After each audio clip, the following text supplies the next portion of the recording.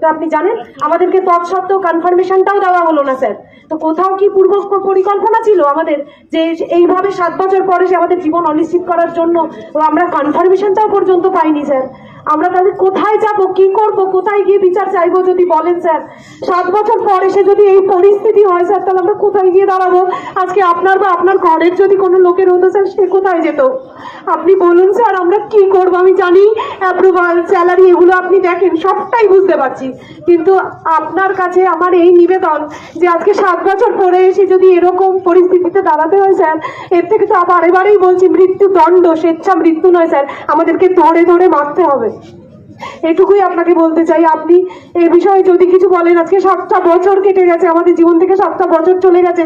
2 বছর আমি বিবাহিত ছিলাম না, আমার বাচ্চা ছিল না, বা আমার অন্যান্য যারা রয়েছেন সমব্যথীরা তারাও সেরকম পরিস্থিতিতে ছিল না, কিন্তু আজকে 7টা বছর পর এসে স্যার জীবনের অনেক ত্যাগ সাধনা করে আমরা এই শিক্ষকতা পেশায় এসেছি স্যার। আপনার জীবনেও কোনো না কোনো শিক্ষক ছিলেন, যে জন্য আপনি আজকে এই জায়গায়। তো আপনাকে আমার একটাই কথা বলবার স্যার, 7 বছর বাদে এরকম রায়, এরকম বিচার কি মেনে নেওয়া যায় স্যার? তার পিছনে আরো অনেক অনেক বছরের ত্যাগ সাধনা ছিল স্যার।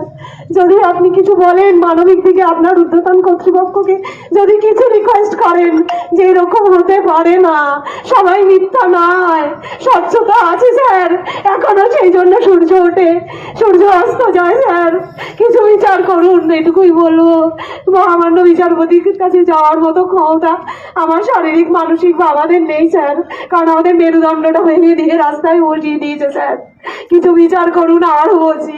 7 বছর বাদে এভাবে ঘুরে দাঁড়ানো যায় না স্যার। আমার বৃদ্ধ বাবা মা, কতর বাড়িতে মারণ রোগ রয়েছে, তারা কি করবে স্যার? একবার ভাবুন, একটু পৌঁছে দিন।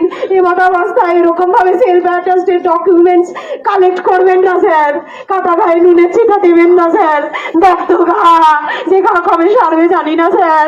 প্লিজ কিছু ব্যবস্থা করুন স্যার, আমাদের কথা একটু ভাবুন। আপনাদের ঘরের মা বোনেরা, ভাইয়েরা, তার মধ্যে আছে হয়তো, আমি জানি না আপনার পরিচিত কেউ আছে বা নেই, কিন্তু মানবিক দিক থেকে একটু ভেবে দেখুন স্যার আমাদের অবস্থাটা। চাকরি পাওয়ার 2 বছরের মাথাও যদি আপনারা বলতেন কোনো সংশয় রয়েছে, চলে যান, ঘুরে দাঁড়ানোর সাহস পেতাম, কিন্তু আজ সেই সাহস নেই স্যার। আমরা মরতে বসেছি, মরে গেছি স্যার। যদি কিছু না করেন, অন্তত আমাদের মৃত্যুদণ্ডের ব্যবস্থাটুকু করুন। আর কিছু বলবো না স্যার, এভাবে আর পারছি না।